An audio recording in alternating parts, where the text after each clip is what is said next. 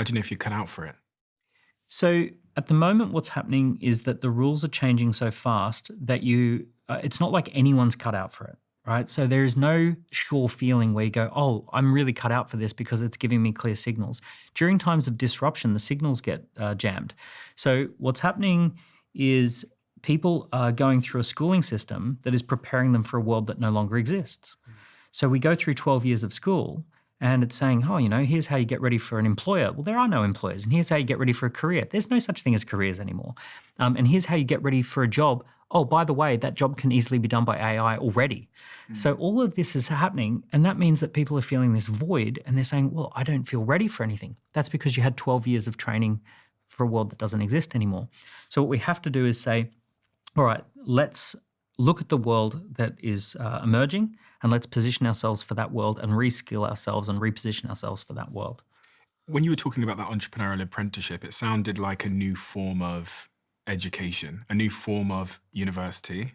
Are there any other ways, if we're talking about that preparation phase where you're getting ready, are there any other ways you would advise someone to rapidly excel their knowledge and skills in preparation to become an entrepreneur? Is it books? Do I sit on ChatGPT? What worked for you? Books are great. Yeah. YouTube channels are great. I didn't have any of that.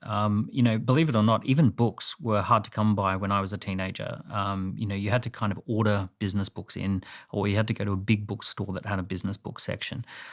We didn't have Amazon, and we certainly, anything like a podcast, you actually paid for cassette tapes and CDs, and they were $1,000. They were really expensive just to listen to some business content. Believe it or not, that was a thing.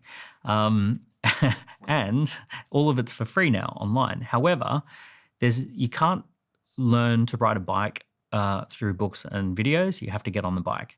So the best thing to do is to work for someone who's building a business. And if you can't do that, become a co-founder with someone who's got more experience than you. And if you can't do that, then you need to do some small side hustles. A side hustle is an open and shut business case.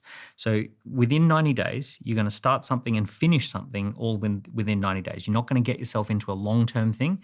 You're just going to start something, see how it goes, and it ends in 90 days. When I was a teenager, I did nightclub parties. So the nightclub party had a time where we would agree with the club that we were going to have the venue. Then we had a promotion phase.